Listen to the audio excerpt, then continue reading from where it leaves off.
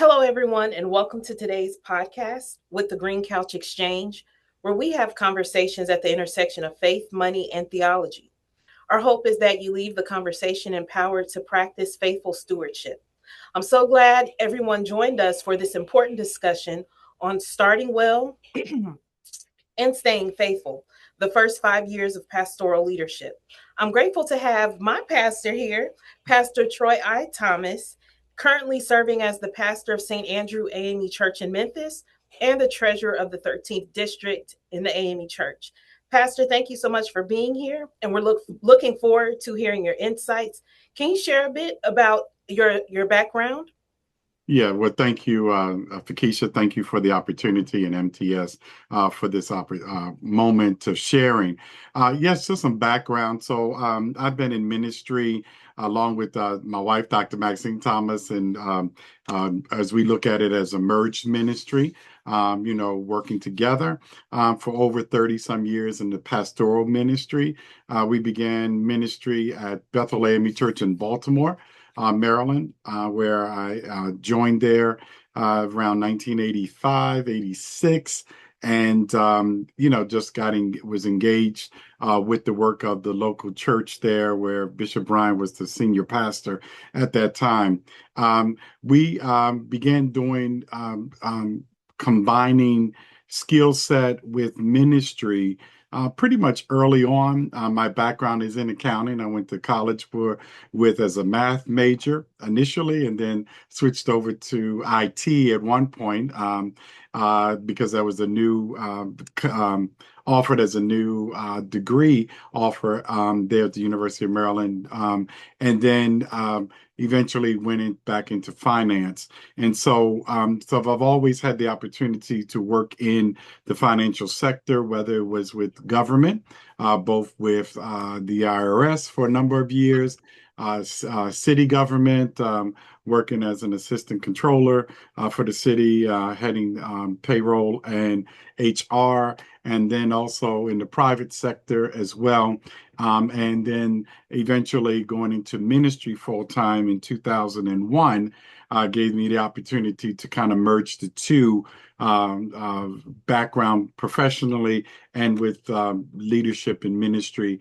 And so Dr. Maxine and I have always attempted to look at how to bring our skill sets to the table for church ministry to make an impactful difference.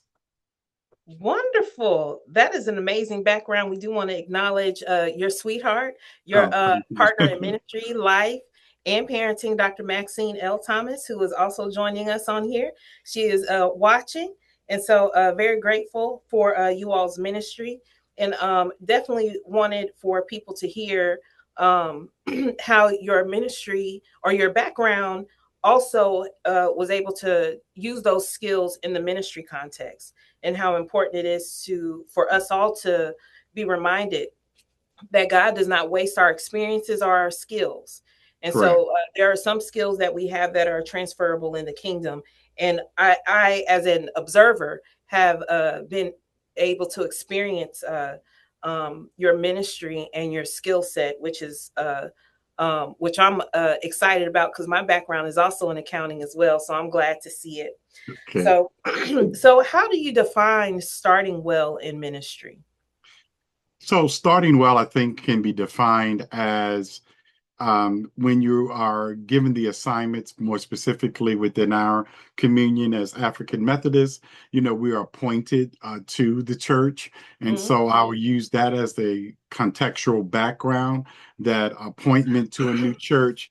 Starting well is really just beginning the idea or the notion of engaging a congregation, engaging the leadership when you first arrive, not attempting to make changes. You may see things that does not work for you when you first arrive, but you prepare the people for the level of change. So starting well is really just to begin the process of getting to know the church and the church's personality. Each church has its own personality. And so what worked at one church that you may have been successful in, those successes do not automatically translate to the new appointment that you are now at.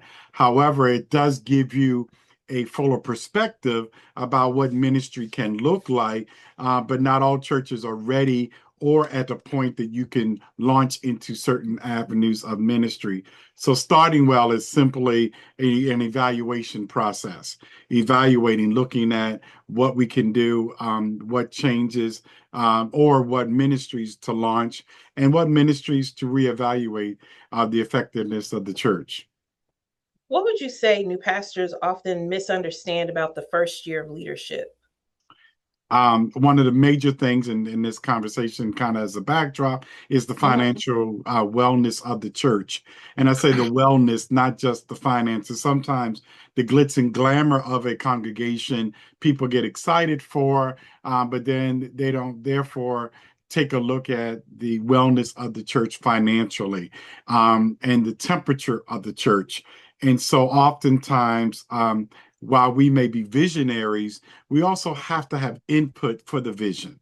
And some things don't always, as I mentioned earlier, always work. And for each congregation that you have an opportunity to pastor, and also you have to look at the long term. And so you can't. I think the expression is you can only take one bite at a time to eat an elephant. Mm-hmm. I use the expression for ministry that even where we're here in Memphis, is that it takes a while to make a U-turn on a cruise ship, a large cruise ship up the Mississippi that's been going in the wrong direction. So you have to slowly make those maneuvers and make adjustments as you're going along. And sometimes pastors get anxious and also frustrated and feel that they have to dump everything in the first year to do effective ministry, and versus planning out a strategic plan of how ministry is going to look in the future. I love that. I think that the excitement, the adrenaline is is in your veins, and you're wanting to do such a great job that you wind up going too fast, and instead of leading people, you wind up dragging people. That's You correct. haven't assessed Yes. your situation yet, but I am curious as to what you would share in regards to what should be the first financial and stewardship priorities when a pastor first arrives. What should they do? So one of the things that, depending on context of the church, and so if a church is that you arrive at may not have may have a faithful treasurer and finance person, and I use the word faithful, meaning that there's no issues of financial impropriety that's Mm, been in the past. They are faithful. You could give them your wallet, they'll bring it back next week and didn't even look in it, and that's a good thing, but they may not have the accounting skill set of where the church needs to be or where you desire it to get to. So one of the first things is an evaluation of what do we do and why do we do it? Why do you have this form? What is the process? One church that Dr. Max and I had the opportunity to serve in leadership, and so after about the second week, I went into the finance room after Sunday. I didn't go in immediately. Went in about the second or third week just to see how they do what they do, and I noticed that that they were in and they had a laptop, and one of the older members had a yellow notebook pad. And so as they were giving figures, she was writing down every figure, And so we hung around the church afterwards and went on back out, greeted other members, and eventually they came out almost an hour, 2 hours later. I'm like, why? What it took y'all so long? We can't leave until I won't call the person's name. Her numbers on her pad matches what we have on the computer. mhm. And so it's like, okay, but what is that best practices that y'all are here this late doing this in counting? And so you have to do the evaluation of what becomes best practices, what accounting system is in place if they have one. And in some cases, some churches have no clue about what becomes accounting system. They're just simply adding money, depositing it, and then writing checks, and then say, this is how much we have at the end of the day. So it really is to get them on a, or at least have conversation about the strength and evaluation of the church. Mm, I think that's good. For a pastor that may not have that type of financial background, what would be some helpful tools so that they can do a pretty standard evaluation of the church's financial health? Well, I think one is to actually ask for records, ask for Mhm. what was the last quarter in our communion as Methodists. We have quarterly reports. You can ask for the last years of quarterly reports that will kind of give you a sense of the work that's been going on in the church, as well as the financial piece if organizations have completed the forms that provide the financial information, or at least the general budget or central budget information. The other piece too is to inquire if there is payroll. What does the last budget look like? What was submitted? Building up what you would, as a pastor, need to be able to function with. What are you becomes your best practices of your inquiries on a weekly and monthly basis, and that's key too. Understand the pattern of how they provide the information. And so in some churches that we have pastored, we've experienced where on a monthly basis they provide all the financial information. And in other churches, at a former church, on Monday, when I came into the office on Monday, I had a full financial report that was provided that closed out on Sunday. It had all the income that came in, all the organizational expenses that went out on Sunday, and I could have a quick flash look at summations of where the organization and what the financial situation of the church was almost immediately. And then we can, take a look at what's needed for the remainder of that month or that quarter of those big expenses that might be coming up. That is so good. A huge part of what I hear you saying is how important asking questions and observing is when going into a new church, and also making an assessment based off of the culture.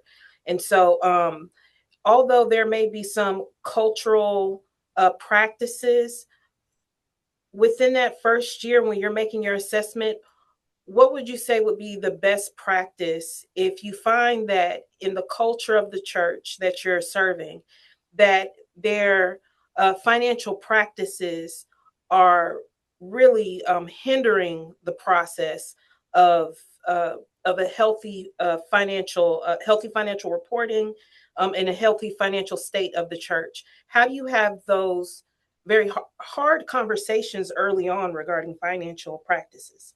Well, I think one of the things that becomes key is understanding the personality of the church, understanding who's running the church, i.e., individual or organizational leadership, which Mm-hmm. aspect of the leadership is running the church. And so, in some cases, it could be the steward board runs the financial temperament of the church. In other Mm-hmm. cases, it could be the trustees that run the financial temperament of the church, or it could be a finance committee. And not all churches have a finance commission or committee that does that type of reviewing process. And so, therefore, once you have established, and a lot of that is inquiry, because persons who are running the show are not quick to let you know that they're the ones running it. They kind of defer that I yield to, Sister Anderson. She's the one that gets that information to you, Pastor. But you come to find out that Brother Johnson is the one that's running the show behind the scenes and making the decisions. And so you have to kind of weed through who is actually the person that's making the calls, Mm-hmm. and it sometimes it doesn't take long. And normally in that first year, there's always a financial crisis. Now, financial crisis doesn't mean there was a major bankruptcy filing that needed to take place, but it could be a financial crisis that church equipment, HVAC, flooring, flooding, Mm. something that we now have to take a look at, either reserve funds or how are we going to raise the funds to do that.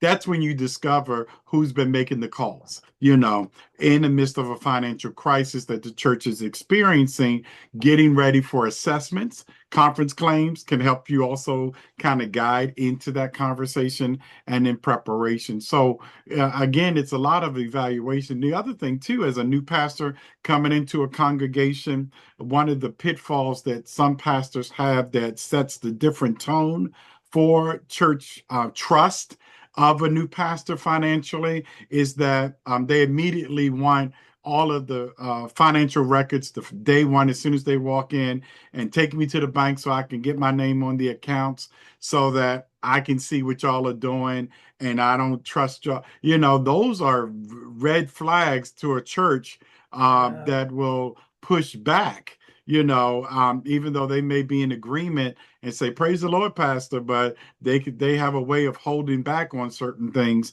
and so that's not, to me, that I advise hold off on making those kind of requests. Even as it relates in Methodism, where we negotiate our own pastoral salaries with the board of stewards, I don't do that on the first day.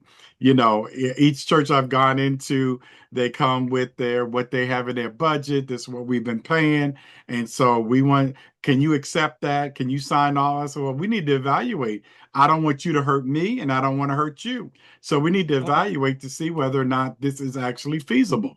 If this is Mhm. realistic, that this is the package that works for the church at this time. And that eases the congregation as it relates to you're not coming in trying to take from them, you're coming in trying to lead them. And in some cases, you have to look at, I have to lead them into the paths of righteousness sake for the name of the Lord. Amen. Versus what this valley that y'all try to put me in, the valley of the shadow of death. And so you have to, have that kind of conversation with individuals. I love how you keep bringing up the importance of building connectivity to the people that you're serving and giving space for there to be in-depth conversations as well as just figuring out who each other are. And you brought it up not too long ago about the topic of trust. What should a pastor do in the first year to establish trust around stewardship and money? One of the things you said is not to rush into making a lot of changes, but what are some other opportunities to be able to build trust? Well, trust is key. Mm. And also, we have to remember that we're pastors of people and Mhm. that we're not dictators of people. Say it And again, so Pastor. Say we're it pastors of people. They're sheep. And we're not again. Yes. dictators of people. While we may be in That's so good. a system that we are pastor led, Hmm. bishop led more specifically, but pastor led of the congregation. We serve as chairs of all boards. We have the opportunity to give direction, but you want to build a trust relationship that you can trust them and they can trust you. And the only way to do that is establishing a good rapport. One of the things that you learn in your own self-assessment is your strengths and your personal weaknesses. And so I may have a good personality of a people person, but I'm not a patient person. And so Hmm. my compliment is Dr. Maxine. She is a patient person. And so, and that compliment helps in building trust, that we have always established that we're not coming in to take from the church. We're looking at how can we give to the church. And so when you come in with the mindset of we're here to give of our Hmm. talents, of our finances, of our support, that helps build trust. You can't stand in the pulpit or in ministry and encourage the people to give and you're not giving yourself. To declare we're a tithing church and the finance room knows you're not tithing as a Hmm. leader, that's a red flag. of Yeah. not building that trust. And so you have to establish early on that you're here to support financially, the church. One of the pitfalls that I've seen and had conversation and counseling with some pastors is this notion, well, they're not wanting to take care of me this way. So what I'm gonna do, I'm not going to give my tithe. I'm going to tithe to myself so that I make sure that I get what I have. And I said, well, you're out of order. You're not in order biblically, that you're not tithing to where you are supposed to be serving. And then the other thing is the church is those in that finance room are in leadership for a reason. Now, you may not have put them there, but somebody put them in place. They have contacts. So when somebody randomly says, oh, what is the pastor? Is the pastor give? No, we don't know what the pastor give because they don't give anything. They just said they're keeping their tithe so that they can make sure that they get their housing allowance. Well, that's not helpful in the trust building of the church. And Mm-hmm. sometimes you have to step out on faith and trust God and say, God, we believe you for what you called us to do and the work of the ministry. And that again, the key is we're not here to hurt you. We're here to build you up. Ooh, that was excellent. Thank you so much for sharing that. That was very insightful. I'm also curious to know, how can a pastor help the congregation move from survival giving to faithful stewardship? So most churches operate off of survival. We have what we define as giving to meet the needs that we have currently. And Mm-hmm. so building out to um, and again, this goes back to something earlier in terms of knowing the personality of the church. Mm-hmm. Um, we have discovered that in some cases, some churches are project giving churches. They're not tithing. They consistently give their offerings on Sunday. Mm-hmm. But if there's a project that the church needs, you could rally the people and they'll, stand up. And we've had this in situation. We needed a new church van, and the church had an experience before. And this is again knowing how they've handled things in the past, the difficulties the church experienced. They raised money previously to purchase Mm-hmm. a church van, and the money disappeared. Not that it was taken, it was just redirected to pay for something else. So they had raised all the money to buy a van, and that Oh, never happened. So when we had the opportunity that came up about purchasing a van, it's like, okay, how do we navigate through this? Well, we discovered the church was a project giving church. So we knew that we could not deal with trying to convince them to give to buy a new van. So we had mm-hmm. the funds. We went ahead and purchased the van. All right. The trustees agreed. Go ahead. Let's purchase it. We had the funds in the account. Then we stood and said, we have purchased the van. Now we need to pay for it. All right. Mm-hmm. And so the van is already outside. It already has the church's name on it, and so we need now for us to raise the money to pay for it. And we were able to rally, and we had enough commitments that Sunday to actually pay for what we needed for that van. And by within a month, we raised all the money that was needed because the people had to trust that what we said was going to take place. And then you build out from that as it relates to going into bypassing surviving into a strong financial plan that the church is engaged in. And what does that look like? What does that define itself as? Some churches' financial plan is, well, we have enough money in the bank to, if something happened, we could survive for 3 months. Well, a lot of churches had that in mindset. And when we Mm-hmm. went through COVID, there were churches that actually closed because they didn't have the finances. They didn't have the giving. Yes. When you had people that were accustomed to giving, even at our former church, when COVID hit, in order for us to survive initially and to maintain where we were, the officers had to agree that they would have to drop off offerings because a lot of the members did not have electronic giving. So they wanted to come to the church and still give their envelopes. And so we Mhm. had to, we had a what you call an overpass, in the front of Mhm. the church, and we and the finance team set up a time, and the members dropped off their offering, and then also when we do during communion, that's when we really, passed out the communion so they could be prepared, and they dropped Oh. off their offering. And so, but the church still maintained itself to be able to Mhm. do that, and we had things in place that we were able to survive financially during that time period. You brought up the type of giving church, like a project giving church. Yes. What other types are are there for congregations? I think there are other types. They're project Mhm. giving, they're mission-minded giving churches as well, Mhm. individuals.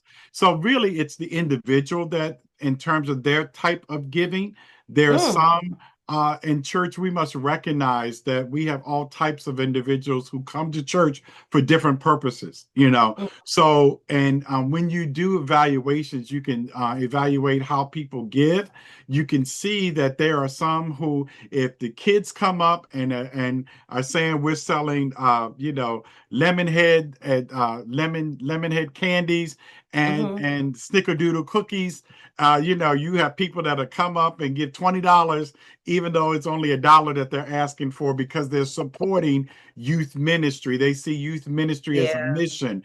So you have Yeah. somebody else that comes up, and the missionaries are raising funds to do, even at St. Andrew, where we have missions that do Angel Tree. Some people are Mhm. more focused on that. Others are more focused on if we're saying we're doing a capital campaign to replace an HVAC unit. You have people that I want to take care of my church, make sure the structure is taken care of it. So Mhm. those individuals you have to be able to tap into and expect and understand not everybody gives to every cause, not everybody Mhm. gives to every project, not everybody gives to every mission. And then you have those who are committed tithers and feel that if I'm tithing, I don't have to give to other projects. I'm not going to Mhm. stand and I know the kids look cute with their lemon heads and cookies, snickerdoodles, but I'm just putting my 10% in. I'm not putting $1 in that plate. I'm not giving to that. And that's okay, Mhm. because you then have the commitment. And so again, it's evaluating what type of giving church do you have, and it's not hard to discover based off of what the people's commitment is financially to the church. Wonderful. That speaks to me about even the platforms that we use to be able to make those types of assessments. I know some churches will use Excel spreadsheets, and so it's kind of hard to be able to make a good, thorough evaluation based off of that. Um, what platforms do you suggest that churches use? So there are different platforms that are out there that Hmm. kind of manage data, and really Hmm. it's data management, Hmm. whether membership driving, membership programs that also have a financial component usually are pretty good. We use Realm, and that ties into our Givelify, ties into our PayPal and Text Hmm. to Give, which electronic giving platforms. But in honesty, the bulk of finances, even in 2026 for St. Andrew, is through checks that come to the church. That's the My. majority of our offerings on Sunday. Walking up, giving still Uh-huh. is the highest percentage of our form of giving at the church on a Sunday morning. And You know so what? the Hmm. platforms are out there, and we encourage it because it's less paperwork on our side in terms of the finance team and the staff in the office to process, inputting. Because if you do it electronically, it's easy to identify it. But the bulk of our giving, percentage wise, is still through the offering. Hmm. I used to carry checks. Used And to. when I Okay. would give my when I would give my tithes, this is before COVID and before St. Andrew had the online giving platforms. I would give my checks, and I would never carry cash, and I would always have my card. And then if there was an ask for something later on in the service, my feelings would be hurt because I couldn't give because my check, I only brought the check that I Yeah, had. right. and I'm like, oh my goodness, we have to get this online platform so I can give. And Right. so Hmm. I like the diversity in giving, being able to give the check for writing it out once you um, get paid, because it feels like, when you write it Right. out, you hold it, you're giving your first fruits. And then when the request is asked, then you're able to either write your check or give online. And that was always, I know, important to me to be able to participate in the activity of in the participation of worshiping through giving, and And and and and not being afraid to offer up and open up a variety of ways to be able to give, because I think different generations give differently, especially with those who may watch online that don't come to church right. um, Hmm. every Sunday, that they can still they don't have to hold their giving. They can go ahead and they can give online in real time. So I always Right. And I think appreciate that. that's a part of the understanding the culture of the church. Mm-hmm. We still have churches that may not have electronic giving. I mean, do y'all have Cash App here? They're like, no, we don't. It's like, oh Lord, I don't have a check. I don't have no cash. I'll have to, Uh-huh. see me next week. Can I Cash App the pastor? I mean, we've had that Mm-hmm. circumstances. But I think though, we also have to not only understanding the culture, but how people give. Yeah. One of the things that I learned a long time in church finances and in giving mindsets of individuals. Most Mm-hmm. people, and I try to explain this in church management of finances. Most people come to church with a set amount of money they're going to give that day. Mm. So I try to caution of how many baskets or giving requests we're making in any Mm-hmm. particular Sunday, because if the average person comes to church and, i.e., just using this as an example, is coming to give $100, I'm coming to church, I'm doing $100 today. Now, Mm-hmm. if there's no special, that all goes to the church. But if y'all standing up and asking me to buy cookies and candy, I'm taking out of that $100, $5 to do that. I'm Oh taking yeah. out, Okay. people come with, and if you now say sign up in the lobby to give to this cause, we want to do diapers. And so I'm going to take another $10 out of that $100. I'm only coming with 100. And so anything above that, I'm not giving more than that. And so sometimes churches go through a season where they have too many things that are going on, and the Mm-hmm. people get confused financially. How do I then direct my tithe? You know, Mm-hmm. I want to support that, but I am a tither. And until they get to the point that there's offering over the tithe, but if their commitment is just the tithe, you have to respect that and understand that that's why they're not doing other avenues as well. But know that there's some members, they're not going to take, quote unquote, go the extra $2 to pull out Mm-hmm. of there, even if they have it. I come to church for $100. I'm going shopping. I have to go to grab something to eat afterwards. And the Mm-hmm. Lord made a way for me to do that. And if I give all my money to the church, I don't want to be going home and starving. And that's what my plans are.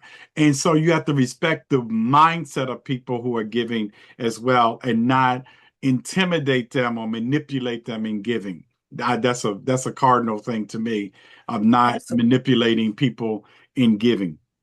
Absolutely. Ooh. Uh, so by the third year of leadership, what would you say that um, pastoral leadership should look like financially?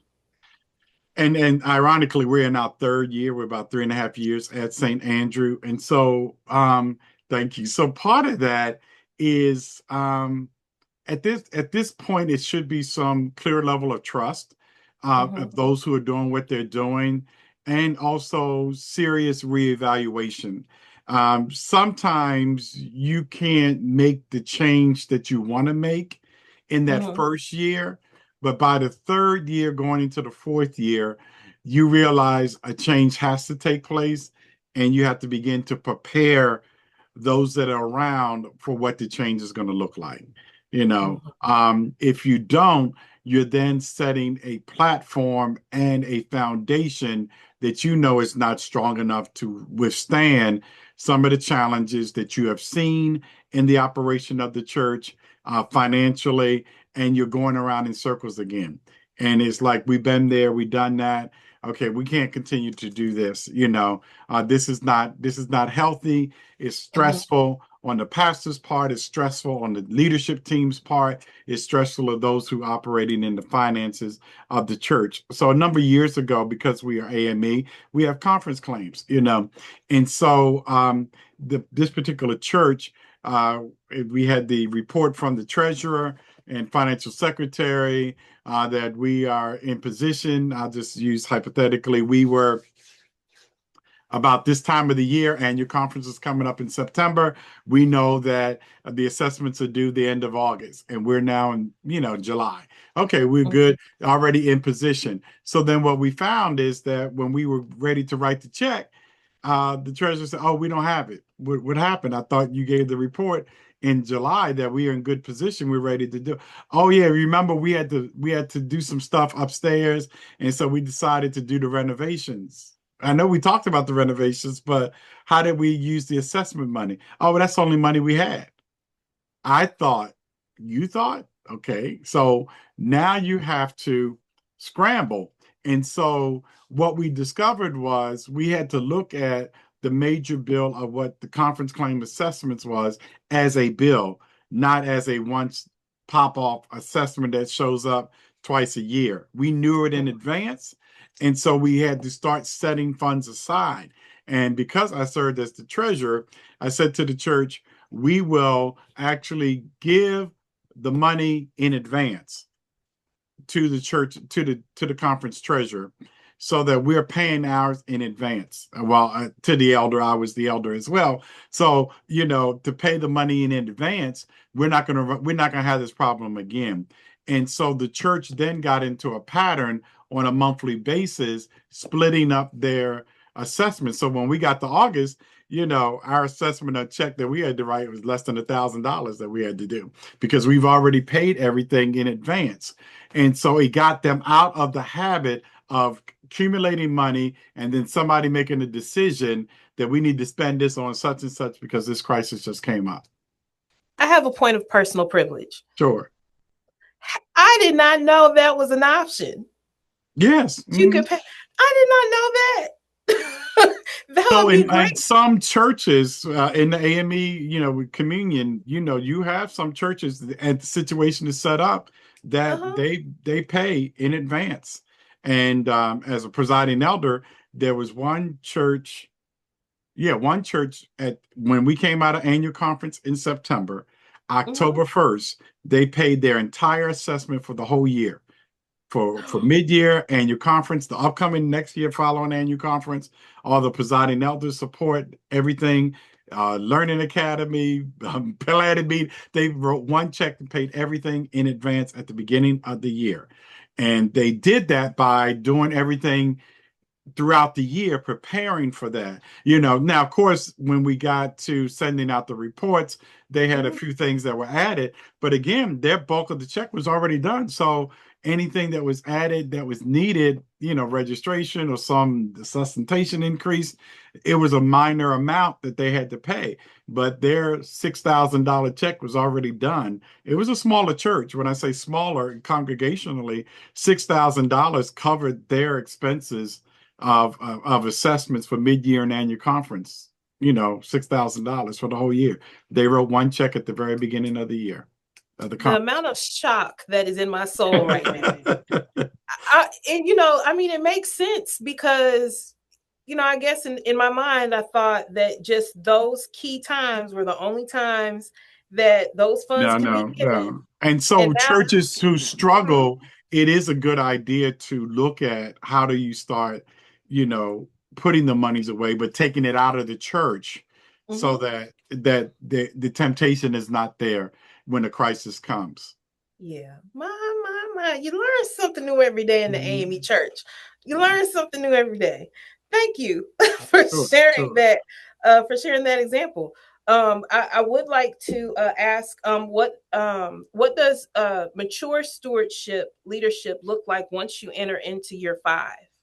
Okay. So I think for us, and I go back to our former ministry at Quinn Chapel, Mm-hmm. and I mentioned that because their financial structure was in place when I walked in, Mm-hmm. although they were financially struggling when we walked in, when Dr. Max and I took leadership of the church, so much so that our first official board meeting, they had funds in the bank, but because of central budget, the operating of the church was in the negative by almost $30,000.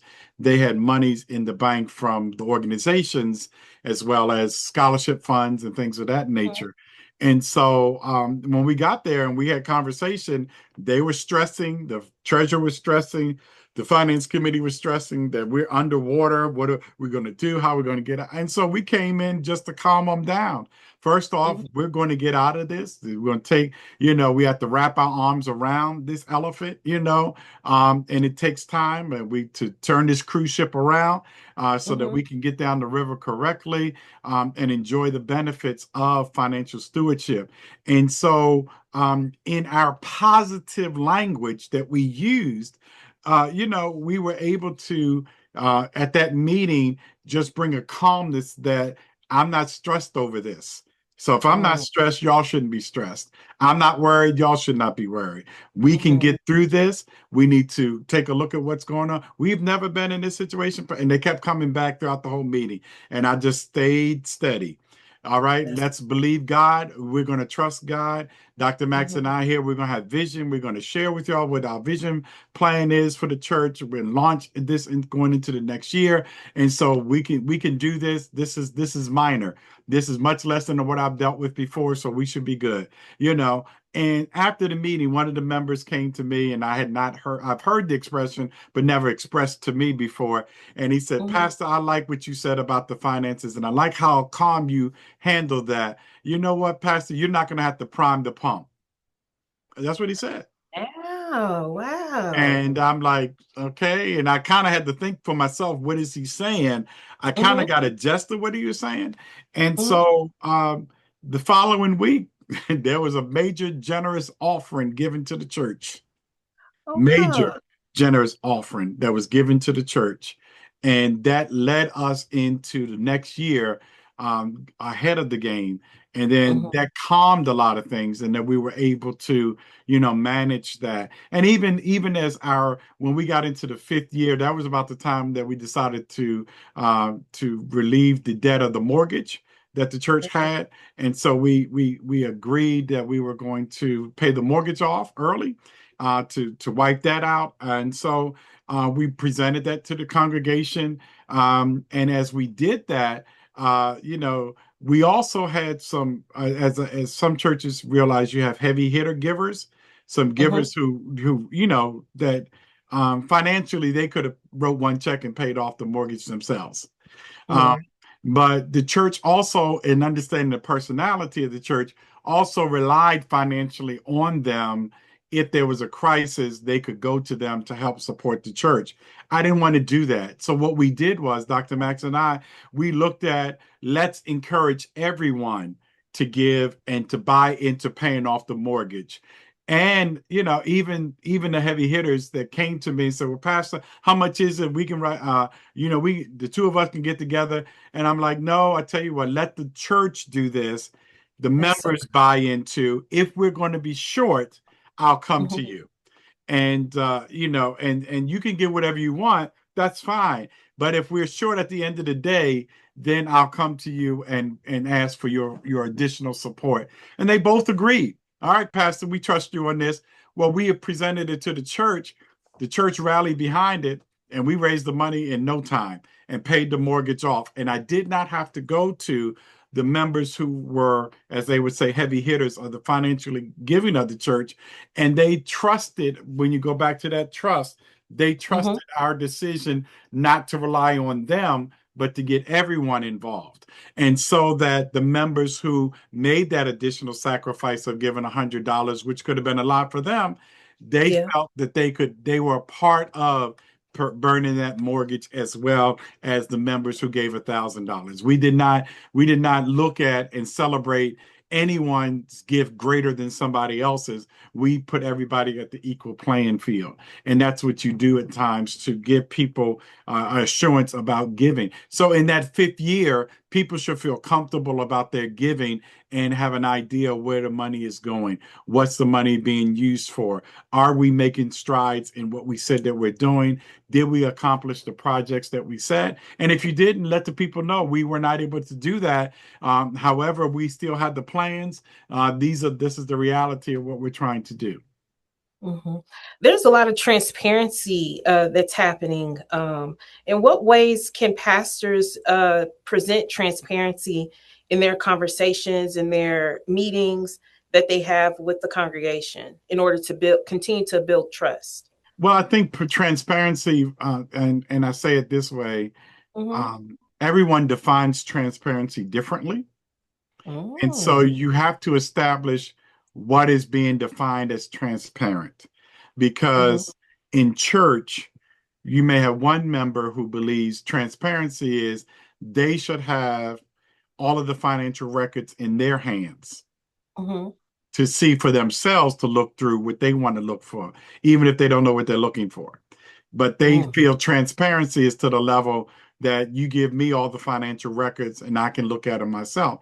Some Mm-hmm. others think transparency is if you said that you bought the church van, how much did we pay for it? How much is the insurance? How much does it cost to maintain? That's transparency. Did we raise all the money? Mm-hmm. Others are, at least if you give me the information on a monthly basis, I'm not looking for the details. I'm just knowing that you're giving me some financial report. So defining as a pastor what works as for transparency is Mm-hmm. key to trust. So if I stand and say we're transparent and this is what transparency looks like for us, we're giving you a monthly report. If you want the detail, you can ask us for that. We're not presenting it in the full-blown meeting, but you do Mm-hmm. have access to it. In other words, most people are willing to hear what is being said. They're not always looking for the details. Now, we do have some members that are detail oriented, or at least in conversation, so that they can say they saw it for themselves. That's fine, and you can provide that. But that doesn't mean that you're giving all your financial records at every meeting to everyone. You can let people know it's available at your request. Mm-hmm. That's transparency. Yeah. That's excellent. That is excellent because I think especially when you have so many people in the congregation that as a pastor you may feel as though you're giving enough information, and for some it is enough information, for others they just need a little bit more. And so I Yeah. love the fact that there's a standard that's given to everybody, and if somebody needs more, there's a way for them to be able to ask for Right. that. And in So I love meetings, you set that tone. Call me Mhm. if you have a question. And Mhm. sometimes when meetings kind of get on, the temperature goes up a little bit because one Mhm. member feels that somebody not telling them something, and you have to assure them. I didn't know that you need. I mean, we weren't aware that that's what information that you needed. Feel free, give us a call. Give me a call. Even as a pastor, one of the things about building trust, back to your earlier question, and trust in finances, is the availability of the pastor. That if you don't avail yourself as a pastor, it's hard for people to trust you on Mhm. a larger scale. And so the little things that you do in ministry, in communications to your membership and to those you're accountable to, by giving your contact information to them, that you pick up the phone or you respond to their messages, that helps build trust. And so that if you're then standing up a year, 2 years later, then they know that, oh, all I can do is call the pastor and ask the pastor myself. And you pick up the phone and answer it. Well, you should have been in the meeting. If you wasn't in the meeting, then I don't have to answer you. No, that's not the member you need to say that to. That's the member you need to say. So what was it that you had? Well, I heard that y'all sold this. We didn't sell that. Well, who said that? I don't know who said it, And they told me. That's a good thing that you find out in pastoral leadership. Find out who the they is, because everybody has a they. And then you find out the person who's asking the question, and we experience this, is the actual they, until it's them that you have to address an issue with, which we had to do. Dr. Mack, it's a funny story. I won't go into it now, but we had to come to the officer and say, you are the they. The same day that told you everything that you wanted to come ask me about is the same day that came to me about what's going on with your situation. So, Uh, and then we didn't have any more of those. They didn't say anything else. Nobody else had anything else to say. Awesome. Well, we are winding down on time. Okay, I sure. do want to ask, what are the signs that a church is financially healthy and moving in the right direction? I think health is defined again by what the goals of the church are. And Mm, so when you have a plan, whether 1 year plan, 2 year, 3, 5 year, 10 year plan, mm, financially, not just spiritually, that you intend the church to grow evangelism and we want to get more involved in the community, financially, that you're not frustrated over church's finances, that you have an ease about where we have something that's coming up and we're not struggling over how we're going to meet that need. When in our about our 5th year, 6th year at our former church, when we were after we paid the mortgage off, and we then decided, I proposed to the finance team, the monthly mortgage that we were paying at $2,300 a month, let's take that and put that towards conference claims, mm, because we were paying it out anyway. So mm. that then gets us the ability to build up our conference claim assessment if we are already putting money aside on a monthly basis. So transferring what we were doing as an expense to cover another expense that we can then have ease about. And then that kind of freed up the church. It frees up a church's stress levels about how we're going to meet what we need to meet our obligations. That's a healthy sign that if something comes up and you need to be able to deal with it or to respond to it, you're not stressing over it. Call the church to a fast, call the church into prayer, stand up and have the cutest little child to stand up and hold the special plate offering. You're able to navigate through the troubled waters that you're dealing with. I do have one last question to ask, because I definitely want to get this recorded.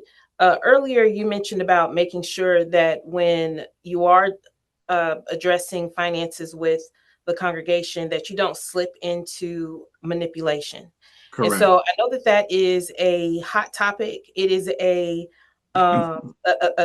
very real issue that happens when there is frustration present, that uh, that a pastor can uh, maybe put some very aggressive pressure or slip into manipulation in order to address the needs that are there. Can you share how a pastor can teach on stewardship, or ask, or make an ask for offering our gifts without making the church feel pressured or manipulated? Yeah, yeah. So one of the things about church overall giving, again, it goes back to the type of givers that you have in your church, identifying at least the pattern and the personality type of individuals of giving, and what the overall temperament of the church is. The other piece is making sure as a pastor, you're not caught up in prostituting either the gospel or prophetic voice as it Mm, relates to giving, meaning you're not standing declaring, after I just preached this powerful sermon, y'all need to give. mm, I just gave y'all words of encouragement that the Lord is going to bring us out, and the way he's going to do it. Y'all are the Israelites. Y'all are still in the wilderness. Y'all trying to get to the Red Sea, and it's going to cost you $1,000 each to get across the Red Sea. Well, that's manipulation. When you get people to buy into vision, that's why vision casting is so important. Mhm. Dr. Max does an excellent job in preparing vision casting and preparation, vision, almost like a vision shower, baby shower type celebration, reveal, vision reveal type. And so when you get people excited about vision, people give to vision. And so Mhm. that's what you attempt to do. What is the vision? How do we get there? Why do we need to do this? And if people are not buying it, they're not going to buy it.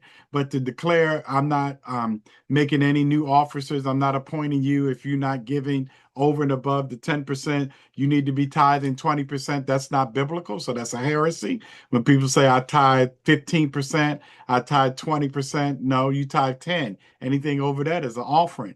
And so we must understand biblical truths that is God clearly says he desire a cheerful giver. So if I'm Mm. manipulated, I'm not going to be cheerful. If you're Mm. so my gift is not value add. I'm not going to be blessed by giving because you manipulated me. Think about that. Mhm. I'm not cheerful that you stressed me out so much and threatened me that I give $1,000 in this offering in order to get a prayer before I leave here. And I am not happy that I'm doing it. And so I'm not in obedience to God's giving pattern by being a cheerful giver. And so I have just now canceled what you claim that I'm going to get anyway because of my attitude towards giving. Mm. That's why manipulation is too dangerous in the church. That we can't Yeah. we have to have people who desire and want to give and freely give.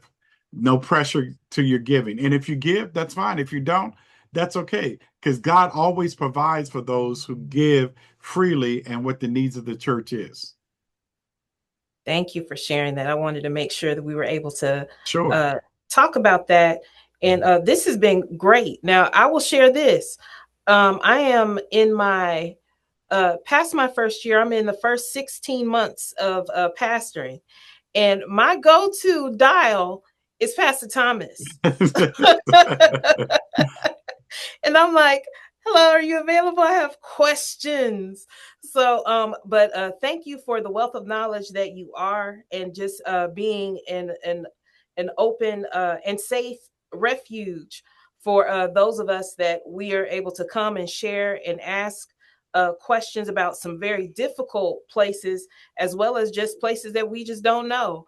And so I thought about this particular podcast about starting well and staying faithful, the first 5 years of pastoral leadership, especially in regards to finances, because that's something that is not an ongoing conversation that's had, but definitely needs to be.